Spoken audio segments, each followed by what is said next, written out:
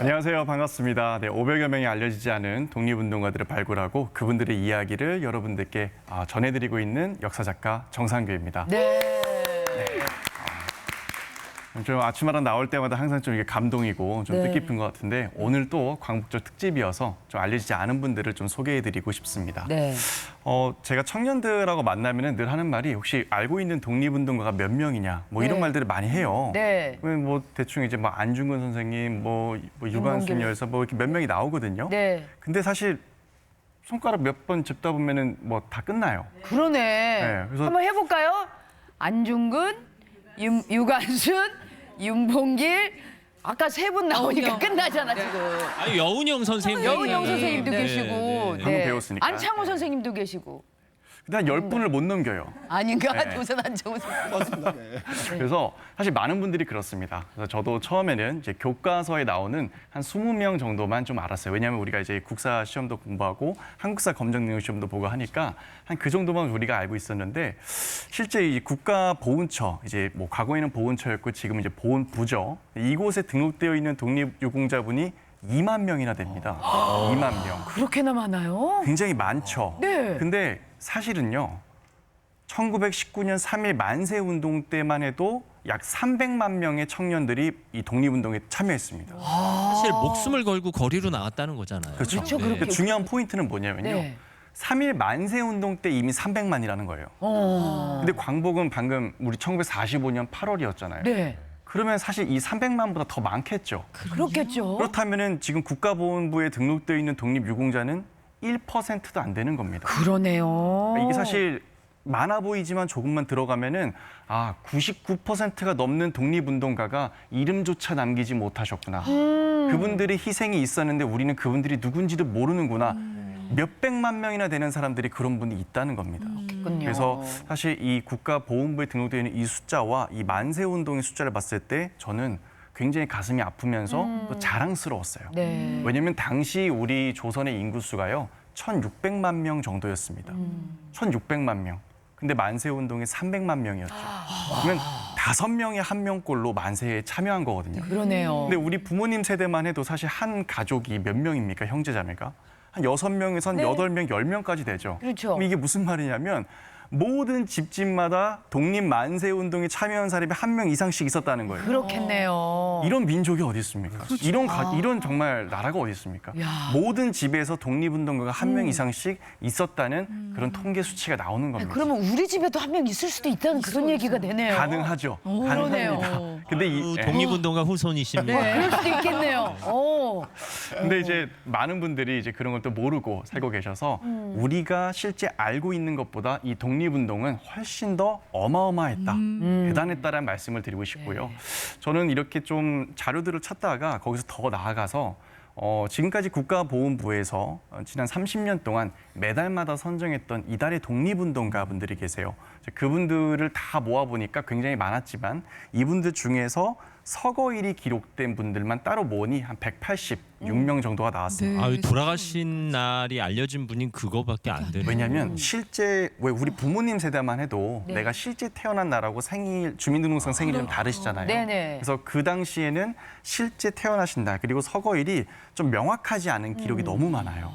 그래서 뭐 이름도 다르시기도 하고 또 생년월일이 좀 너무 달라서 그런 것 때문에 실제 서거일을 기준으로 바라보니까 186명밖에 안 돼요. 그랬군요. 그래서 일단은 이분들이라도 먼저 좀 이제 국민분들께 알리고 싶은 마음에 그분들을 알리는 이제 독립운동가라는 앱을 개발을 했고요. 그것이 이제 공군 장교 시절에 이제 개발을 하게 되었습니다. 공군 장교 시절에. 네, 이게 지금 뒤에 나오시는 이 사진이 바로 그 앱의 화면인데요.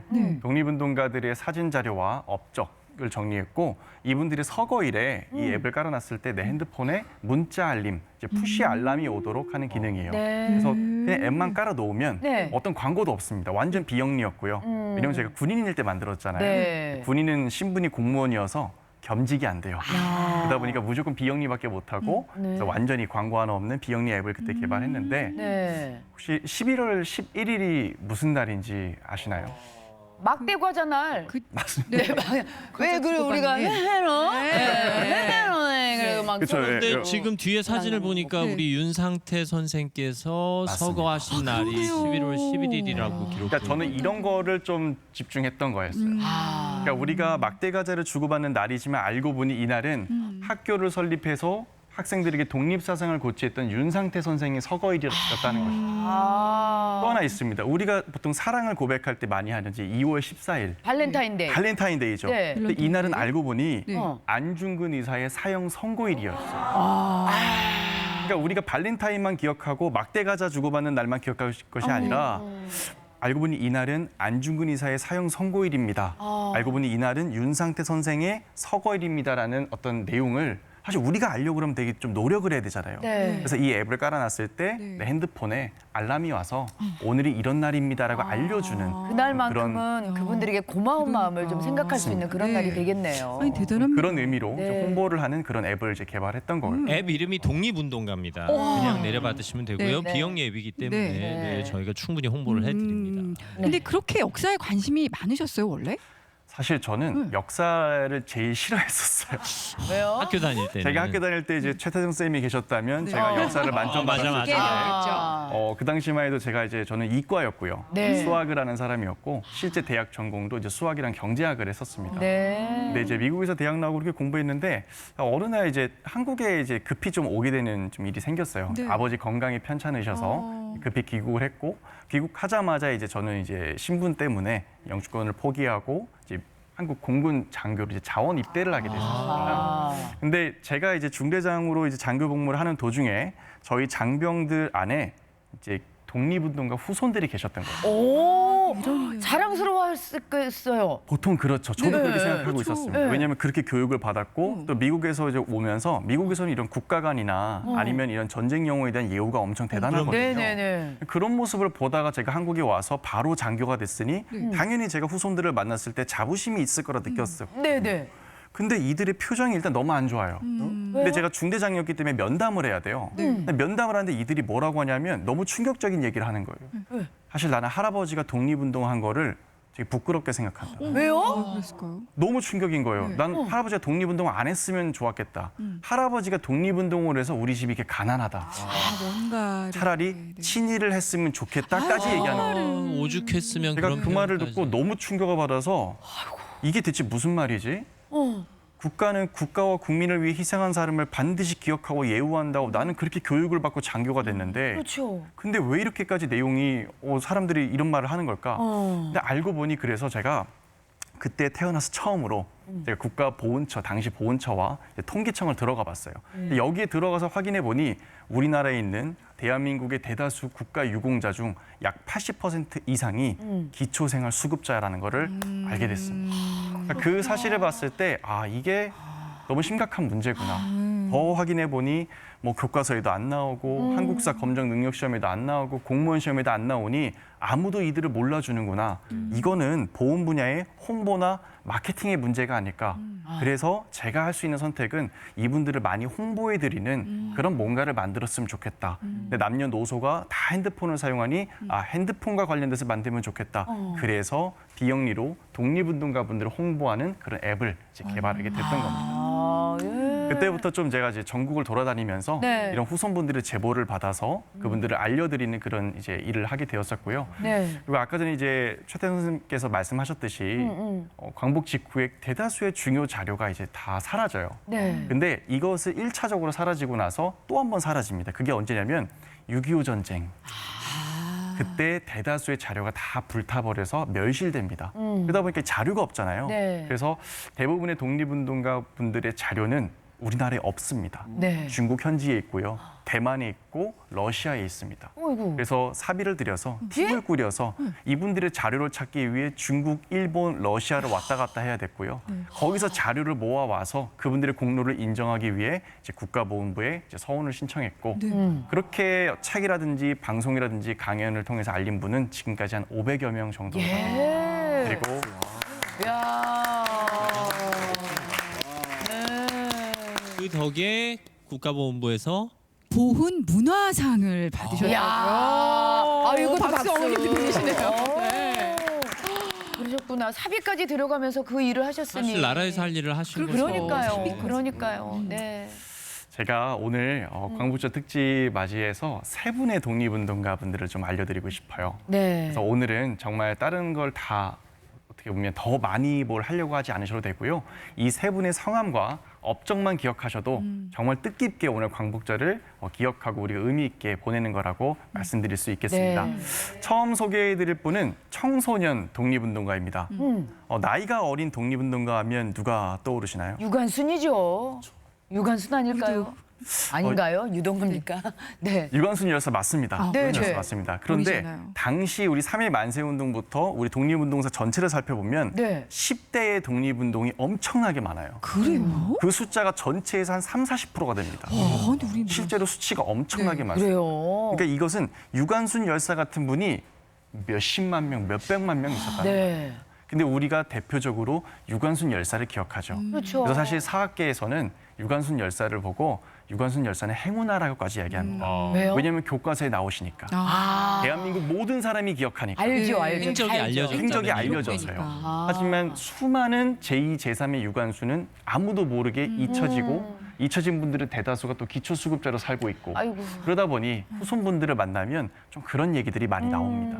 그래서 당시 이렇게 무수히 많은 청소년 독립운동가가 있었다. 네. 그리고 오늘 제가 소개해드릴 분은 그런 나이가 어린 이제 10대의 독립운동가 중에서 유동화라는 분입니다. 네. 아마도 좀 처음 들어보시는 분들이 많으실 네. 것 같아요. 들어봤어요. 예. 제가 한마디로 정의해드리면 안중근 의사가 아니라 이토 히로부미를 저격에 성공한 사람이 바로 유동화 선생이 될 뻔했다. 네, 이렇게 말씀드릴 수 있겠습니다. 그래요? 분일까요? 유동화 선생은 1892년에 이제 함경남도 원산에서 태어나셨고요. 네. 한의사인 아버지가 항일 운동가를 지원하는 모습을 보면서 어릴 때부터 자랐습니다. 아버지 한의원으로 어느 날 좀 남루한 옷을 입은 조선인 한 명이 들어옵니다. 네. 바로 안중근 의사였죠. 독립운동가를 평소에 지원하던 아버지와 이제 안중근 의사가 마음이 통해서 네. 이제 결국 1909년 유동화 선생이 이토 히로부미 처단 계획에 참여하게 됩니다. 당시 유동화 선생의 나이는 유관순 열사와 똑같았습니다. 만 17세. 네. 유동화 선생은 이토 히로부미 처단 계획을 철저히 준비했고요. 뒤에 보이시는 이제 이 사진에서 가장 오른쪽에 좀 계신 분입니다.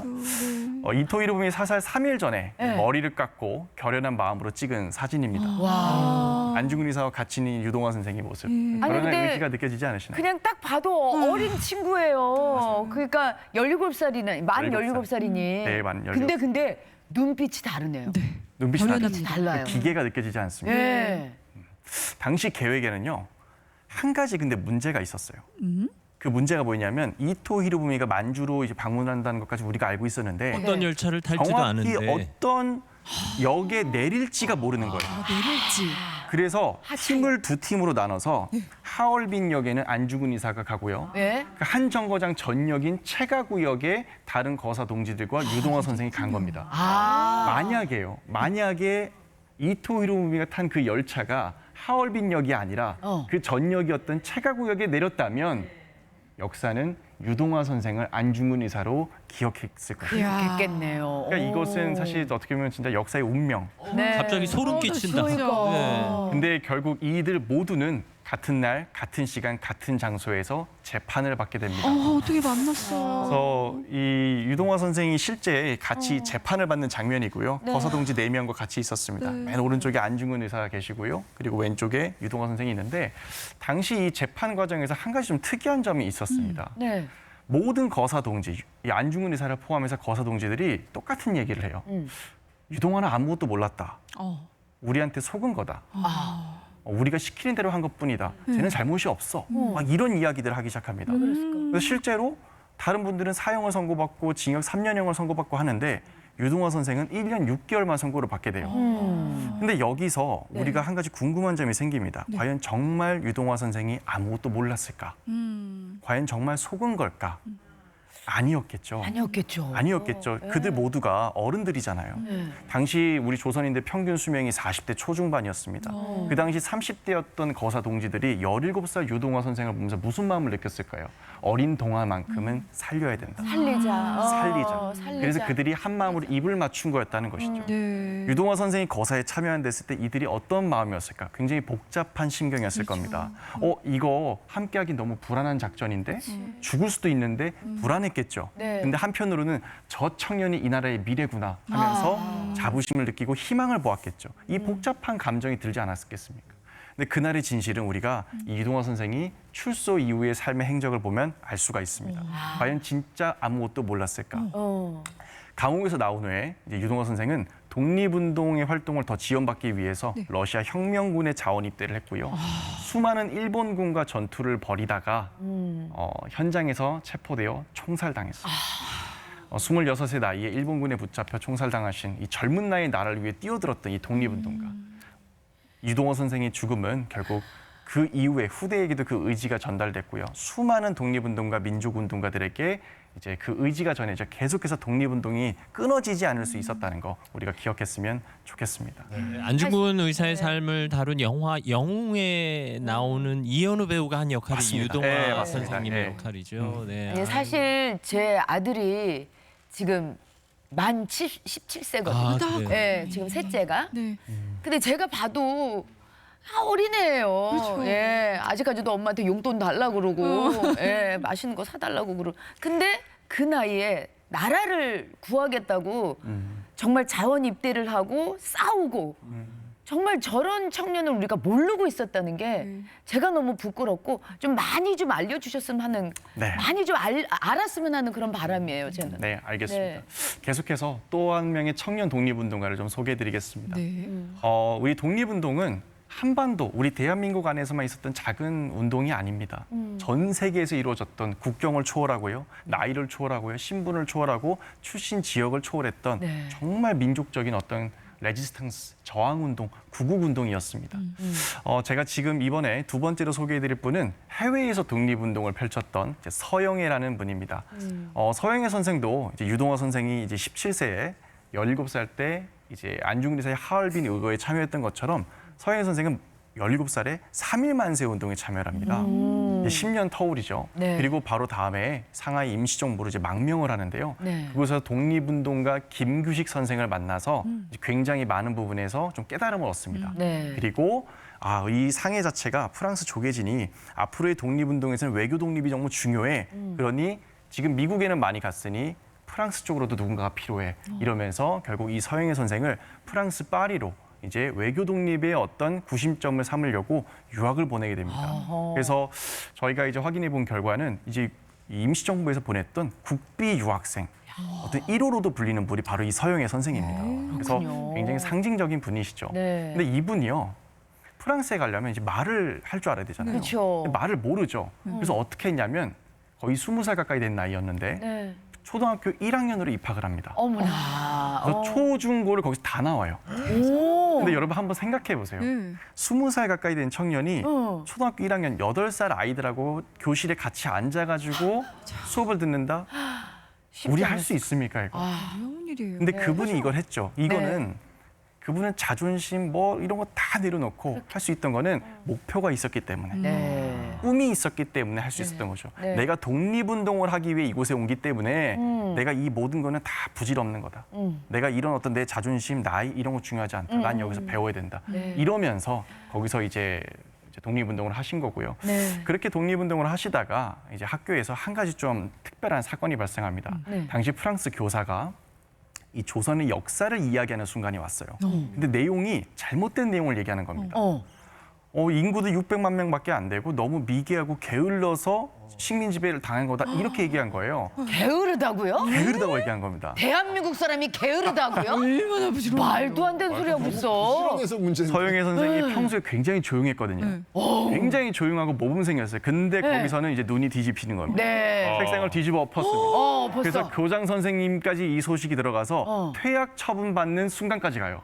그때 다른 선생님들이 이제 서영애 선생을 이제 도와줍니다. 사실 원래 이런 애가 아닙니다. 뭔가 이유가 있는 것 같습니다. 있습니다. 네. 뭔가 억울한 부분이 있는 것 같습니다. 이야기를 좀 들어보죠. 그렇게 해서 이제 서영애 선생님 보고 교장 선생님이 직접 이렇게 얘기합니다. 그러면 너가 직접 너희 나라의 역사를 수업해봐. 보통 학생 보고? 네, 이렇게 얘기한 거예요. 근데 이 이유가 이렇게 얘기하면 포기하고 반성할 줄 알았던 거예요. 근데 서영애 선생님이 포기하지 않습니다. 알겠습니다. 기다려주세요. 하고는 4달 동안 준비를 합니다. 근데 역사를 배운 적이 없어요, 서영애 선생님. 그래서 어떻게 했냐면 상해 임시정부와 동포들에게 편지를 씁니다. 자료를 좀 보내달라. 그래서 그 자료를 모아서요. 4달 동안 준비하고 2주간 연습을 해서 결국 모든 이 선생님들 앞에서 불어로 우리 조선의 역사를 이야기합니다. 불어로 했습니다. 네. 그렇죠. 한국말로 하면 그분들이 뭐 어떻게 알아요? 못 알아듣죠. 어머, 불어. 근데 여기서 이 교장 선생님이 너무 감동을 받아서 이렇게 얘기합니다. 외국에 나가 있는 프랑스의 청년들도 자기 조국에 대해서 서영애와 같은 태도를 가져야 할 것이다. 멋있다. 그래서 이것이 서영애 선생의 인생에 엄청난 좀 계기가 되어서 내가 앞으로 이런 역사의 왜곡과 이런 부분에 대해서 내가 글을 쓰고 목소리를 내는 역할을 해야겠다. 좀 이런 내용을 한 거고 그때부터 서영애 선생은 이제 신문 기사에 좀 기사를 많이 쓰는 잡지사 이제 기자로도 활동을 했고요. 네. 결국 자신이 머물던 숙소인 고려통신사를 이제 출판사이자 언론사로 이제 운영을 하면서 당시 어느 한국인의 삶과 주변이라는 소설책 한 권을 이제 내게 됩니다. 근데 이 책이 제가 좀 강조드리고 싶은 것은 네. 한국인이 낸 최초의 불어로 쓴 소설이에요. 그래. 근데 이 내용 자체가 일제 강점의 어떤 식민 지배와 독립운동가들에 대한 이야기였어요. 그러다 보니까 이것이 이슈가 되었는데 문제는 당시가 대공황 시기였거든요. 프랑스. 사람들이 굶어 죽던 시기였어요. 근데 1년도 안 돼서 5세가 넘게 팔릴 만큼 엄청난 베스트셀러가 되었어요. 베스트셀러네요. 대단하네요. 외국에서. 대단해요, 대단해. 서영애 그러니까- 선생님 기억하겠습니다. 아니 근데 저분이 어떻게 저기 불어로 그렇게 책을 썼을까? 대단하시네. 본인이 실제로 그런 이야기를 합니다. 내가 왜 이렇게 힘들었는지 그 부분에 대해서 실제 남긴 글이 있는데요. 구본수 씨가 좋은 목소리로 한번 그 부분 읽어주시면 감사하겠습니다. 이렇게 말씀하셨습니다. 모국어가 아니라 선뜻 책을 쓸 용기가 나지 않았다. 그럼에도 주저함없이 써야 했던 이유는 유럽의 독자들에게 한국을 알리는 일을 지체할 수 없었고 양심의 행동이자 의무라 여겼기 때문이다. 의무다. 의무. 사실 정상규 작가님도 비슷한 일을 한 게 하버드 대학 재학 시절에 역사 교과서 내용이 왜곡돼 있었던 그렇죠. 거예요. 어머. 일본의 협찬을 받은 교과서라. 네. 그래갖고 그거 항의하고 따져갖고 싸우고. 교과서 수정해냈잖아요. 그래요. 대단하신 분이에요. 대학은 되지 않고요. 네. 위험했는데요. 네, 아슬아슬했지만 다행히도 자. 역사 왜곡 교과서를 바꿨고 한국에 돌아올 수 있었습니다. 네. 한 번 더 소개해 주셔야죠. 네, 당연히 해야 할 일을 했던 거였죠. 네. 다시 마지막으로 이제 독립운동가 한 분을 더 소개해드리겠습니다. 네. 이분은 좀 아시는 분들도 많이 있을 것 같은데요. 이제 기업인 유일한 선생님입니다. 근데 이 유일한 선생님은 여러 가지 많은 이제 기업인으로서 유명한 것도 있지만 오늘 이 시간은 독립운동에 대해서만 좀 말씀을 드리겠습니다. 1945년에 넵코 프로젝트라는 이제 사건이 있었습니다. 그것은 무엇이었냐면 미국 정부에서 어떻게 하면 일본을 전략적으로 무너뜨릴 수 있을지를 고민했고 첩보 작전을 이제 시작한 겁니다. 그 첩보 작전을 하는 데 있어서 우리 한국인들을 요원들을 뽑았고 이 요원들에게 강도 높은 훈련을 거친 뒤에 이제 들어가려고 했던 것이죠. 근데 당시 거기에 실제 기록을 보면 암호명 A라는 사람이 나옵니다. 네. 이 A명이 실제 나이가 50세예요. 그리고 자신의 기업을 통째로 독립운동에 다 거점으로 활용하겠다라는 내용들이 나왔습니다. 네. 그러니까 이것들을 봤을 때 이분이 알고 보니까 기업인으로서만 성공한 사람이 아니라 이 모든 기업을 독립운동에도 또 내가 활용하겠다는 그런 마음을 가졌던 분이었고 이것이 이분이 직접 얘기한 게 아니고요. 돌아가신 이후에 이제 기밀문서가 공개되면서 알고 보니 독립운동을 했던 기록이 있었다는 것이 밝혀진 겁니다. 첫 뼈명 A가 유일한 선생님이셨던 거예요. 알고 보니까 유일한 선생님이었던 것이죠. 그러셨군요. 네. 그래서 자신이 회사 전체를 또 독립운동에 쏟아부으려 했던 그런 인물이 있었다. 이렇게 보시면 될 것 같습니다. 네. 그래서 선생은 실제 당시에 이렇게 독립운동도 하시고 기업을 통해서 우리 국민의 건강과 공공보건을 위해서도 굉장히 노력을 하셨는데요. 유능한 기업인이자 가진 모든 것을 이용해서 국민의 건강을 살피기 노력했던 그런 독립운동가로 기억하시면 될 것 같습니다. 네, 네. 오늘 소개해 주신 유동화, 서영의 유일한 네. 선생님 기억하겠습니다. 자, 질문이 들어왔는데요. 재정적으로 힘든 삶을 사는 독립운동가들의 후손을 위해서 할 수 있는 일이 없을까요? 이렇게 또 보내셨습니다.